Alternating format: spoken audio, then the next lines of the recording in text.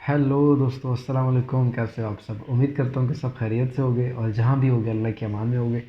दोस्तों, आज की जो मैं वीडियो बना रहा हूँ ये स्पेशली उन लोगों के लिए है जो यहाँ यूरोप में रहते हैं, चाहे वो स्टडी वीज़ा पे रह रहे हैं या वर्क वीज़ा पे या किसी कैटेगरी की वीज़ा पर भी वो यहाँ रह रहे हैं। तो वो अपने प्यारों को, अपनी फैमिली को पाकिस्तान से, इंडिया से या किसी भी देश से यहाँ यूरोप कैसे इनवाइट कर सकते हैं टूरिस्ट वीज़ा या विज़िट वीज़ा के ऊपर।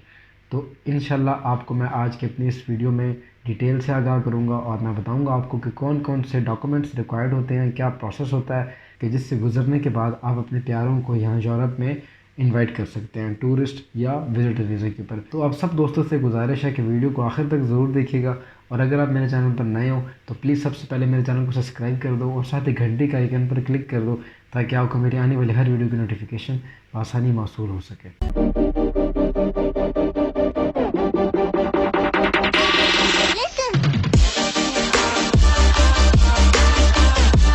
तो चलो दोस्तों, वीडियो को स्टार्ट करते हैं।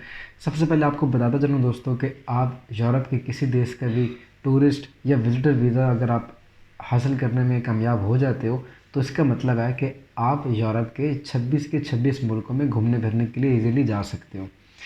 अब जो यूरोप का विज़िटर या टूरिस्ट वीज़ा होता है वो शेंजन का टूरिस्ट या विज़िटर वीज़ा कहलाता है और शेंजन के अंदर आते हैं 26 देश। अब इन 26 कंट्रीज़ में आपको किसी कंट्री का भी वीज़ा मिल जाए तो आप बाकी की कंट्रीज़ में भी ईज़िली ट्रैवल कर सकते हो। आज हम बात करेंगे जर्मनी के विज़िटर या टूरिस्ट वीज़ा के हवाले से। अब जो जर्मनी का टूरिस्ट या विज़िटर वीज़ा है उसका क्या प्रोसेस होता है। आप जर्मनी में रहते हो तो आप अपने प्यारों को पाकिस्तान से, इंडिया से या किसी भी कंट्री से यहाँ जर्मनी में कैसे इनवाइट कर सकते हो। बाकी कंट्रीज़ का भी लगभग सेम प्रोसेस है। जो यूरोपियन कंट्रीज़ हैं आप उनमें भी रहते हो तो वहाँ से भी अपने प्यारों को इनवाइट करने का ऑलमोस्ट सेम प्रोसेस है। लेकिन आज हम पार्टिकुलरली सिर्फ जर्मनी के हवाले से बात करेंगे कि जर्मनी में आप अपने प्यारों को कैसे इनवाइट कर सकते हो। तो इसके होते हैं दोस्तों कुछ स्टेप्स से गुजरने के बाद आप अपने प्यारों को इनवाइट कर सकते हो। स्टेप 1, डॉक्यूमेंट्स की जो कलेक्शन है वो दो पार्ट्स में होगी। पहला डॉक्यूमेंट्स जो यहाँ जर्मनी से तैयार होंगे और दूसरे डॉक्यूमेंट जो वहाँ पाकिस्तान से या इंडिया से आपके पेरेंट्स को तैयार करवाने पड़ेंगे। तो सबसे पहले बात कर लेते हैं वो डॉक्यूमेंट्स जो कि आपको यहाँ जर्मनी से बनवाने पड़ेंगे। सबसे पहले चाहिए होगा आपको ऑब्लिगेशन लेटर जो कि आप जर्मनी में जर्मन इमिग्रेशन से हासिल कर सकते हो। ऑब्लिगेशन लेटर आप जिसको भी इनवाइट कर रहे हो उसको इनवाइट करने के 6 महीने पहले अप्लाई कर सकते हो यहाँ पे, तो उसकी कोई दिक्कत नहीं है। आप वो जितना पहले बनवाओगे ऑब्लिगेशन लेटर उतना ही बेहतर होगा। तो सबसे पहले बात कर लेते हैं कि ऑब्लिगेशन लेटर हासिल करने के लिए आपको कौन कौन से डॉक्यूमेंट्स रिक्वायर्ड हैं। आपको अपने पासपोर्ट और जिसको भी आप इनवाइट कर रहे हो उसके पासपोर्ट की फ़ोटोकॉपी, उसके साथ आपका जो जर्मनी में वीज़ा है वैलिड वीज़ा वो चाहिए होगा। उसके बाद आप जहाँ रह रहे हो जिस घर पे, उस घर का आपको एक अकोमोडेशन कॉन्ट्रैक्ट चाहिए होगा। वो अकोमोडेशन कॉन्ट्रैक्ट और इसके साथ साथ आप जिसको भी बुला रहे हो क्या उस बंदे के रहने की जगह उस घर में है या नहीं है। तो जर्मन लॉ के मुताबिक अगर आप एक बंदे को इनवाइट कर रहे हो यहाँ जर्मनी में तो उसके लिए आपको जो एरिया चाहिए अपनी अकोमोडेशन में वो 13 मीटर पर स्क्वायर के हिसाब से चाहिए। तो फिर आप जितने बंदों को बुला रहे हो उस हिसाब से आप आगे उसको डिवाइड कर लो। तो इसके साथ जो आगे चीज़ है वो आपका बैंक बैलेंस रिक्वायर्ड होता है या आपकी इनकम। तो अगर आप फैमिली हो या आप अकेले रह रहे हो तो कोशिश करो कि अपनी सेविंग्स आप जितनी ज़्यादा दिखा सकते हो उतना ज़्यादा बेहतर होगा। अगर आप ऐसे फैमिली रह रहे हो तो आपको minimum 3,000 euro per month income show करनी पड़ेगी जो कि टैक्स काट के आपके बैंक में आती है। तो ऐसी इनकम शो करने के बाद ही आप अपने पेरेंट्स को यहाँ जर्मनी में इनवाइट कर सकते हो। 3,000 यूरो टैक्स काट के अगर आपके बैंक में आए, अगर आप एक फैमिली हो तो। लेकिन अगर आप अकेले रह रहे हो, स्टूडेंट हो या काम कर रहे हो तो आपको ऑलमोस्ट 1800 से 2,000 यूरो के बीच में सैलरी अपनी इनकम शो करनी है। लेकिन अगर आपकी इनकम इससे कम है तो कोई मसला नहीं, आप अपनी जो बैंक में आपकी सेविंग्स हैं आप वो दिखा कर भी आप अपने पेरेंट्स को इनविटेशन लेटर भेज सकते हो। जब जर्मन इमिग्रेशन की तरफ से आपको ऑब्लिगेशन लेटर इशू कर दिया जाएगा तो उसके बाद आपने वो ऑब्लिगेशन लेटर अपने देश भिजवाना है, पाकिस्तान, इंडिया जहाँ भी भिजवाना चाहते हो आपने वो अपने कंट्री में भिजवाना है और उसके साथ आप भिजवाओगे एक इनविटेशन लेटर। उस इनविटेशन लेटर पे आप अपना तमाम डेटा, जिस बंदे को बुला रहे हो उसकी तमाम ऑफिशियली डॉक्यूमेंट्स का डेटा वगैरह मेंशन करोगे, और आप क्यों बुला रहे हो, कितने टाइम लिमिट के लिए उसको बुला रहे हो, तो वो तमाम चीज़ें आपको उस इनविटेशन लेटर के ऊपर मेंशन करनी पड़ेंगी। और इसके साथ साथ कि जब वो यहाँ आएगा, आपका जो भी आप अपनी अम्मी को बुला रहे हो या अपने अब्बू को बुला रहे हो, तो आप उनको यहाँ कहाँ कहाँ पे रखोगे, क्या अकोमोडेशन होगी, या ये कि उनके यहाँ आने के बाद आपके क्या प्लान्स वगैरह हैं घूमने फिरने के, तो वो तमाम आपको उस इनविटेशन लेटर के ऊपर मेंशन करने होंगे।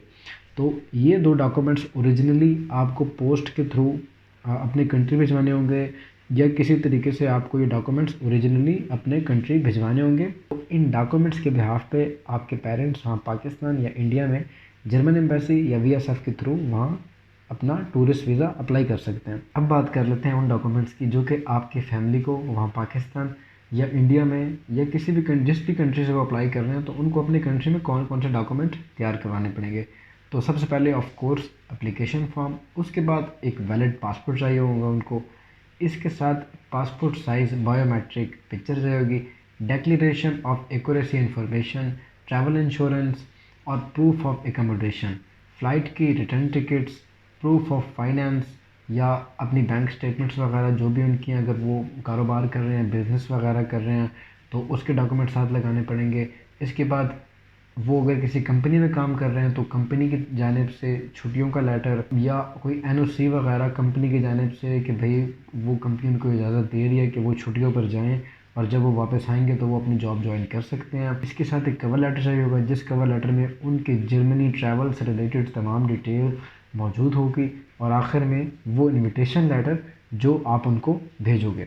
तो ये कुछ डॉक्यूमेंट्स हैं, ये डॉक्यूमेंट्स कलेक्ट करके तरतीब के साथ रख के उनको जर्मन एम्बेसी को VSF के थ्रू या वहाँ जर्मन एम्बेसी में उनको सबमिट करवाने पड़ेंगे। अब बात करते हैं कि आपके पेरेंट्स से जब वहाँ पे इंटरव्यू लिया जाएगा जर्मन एम्बेसी में, तो वो कौन कौन से सवालात करेंगे। मैं आपको नॉर्मली हल्के फुल्के जो क्वेश्चंस हैं वो समझा दूँ। नॉर्मली यही क्वेश्चन पूछे जाते हैं, अगर आपको कोई इनवाइट कर रहा हो बाहर से, तो उस बंदे से नॉर्मली जो सवाल पूछे जाते हैं वो यही पूछे जाते हैं कि जो आपका रिश्तेदार है वो वहाँ पे क्या करता है या कितने अरसे से वहाँ पे रह रहा है, इसके साथ आप कितने अरसे के लिए वहाँ जा रहे हो उससे मिलने के लिए, और ये कि आपका क्या रिश्ता है उस बंदे के साथ जिसने आपको इनवाइट किया है, आपका जो बच्चा है या बच्ची जो भी जर्मनी में रहती है तो वो वहाँ वहाँ क्या काम करती है, और ये कि आप यहाँ पाकिस्तान में या इंडिया में आप यहाँ अपनी कंट्री में क्या काम करते हो, और इसके साथ साथ ये कि आपको वहाँ एयरपोर्ट से रिसीव करने के लिए कौन आएगा, आप जर्मनी क्यों घूमना चाहते हो, कहाँ कहाँ आप घूमने के लिए जाओगे,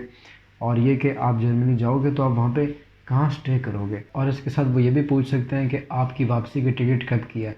तो आपने अपने पेरेंट्स को पूरा तरतीब से समझा के भेजना है कि उन्होंने कब ट्रैवल करना है, कब वापसी की टिकट है, तो वो ये तमाम सवालात उनसे पूछ सकते हैं। तो ये नॉर्मली सवालात हैं, ये क्वेश्चंस जो हैं तो ये पूछे जा सकते हैं आपके पेरेंट्स से जब वो वहाँ वीज़ा अप्लाई करेंगे। तो दोस्तों आई होप कि मैंने आपको एक सिंपल और आसान तरीके से स्टेप बाय स्टेप आगाह कर दिया कि कैसे आप यहाँ यूरोप में रहते हुए अपने प्यारों को पाकिस्तान से, इंडिया से या दुनिया की किसी कंट्री से भी यहाँ अपने पास यूरोप में बुला सकते हो, उनको यहाँ घुमा फिरा सकते हो। खूबसूरत ममालिक हैं यहाँ पे बहुत ज़्यादा, तो आप उनको इन ममालिक की सैर करवा सकते हो।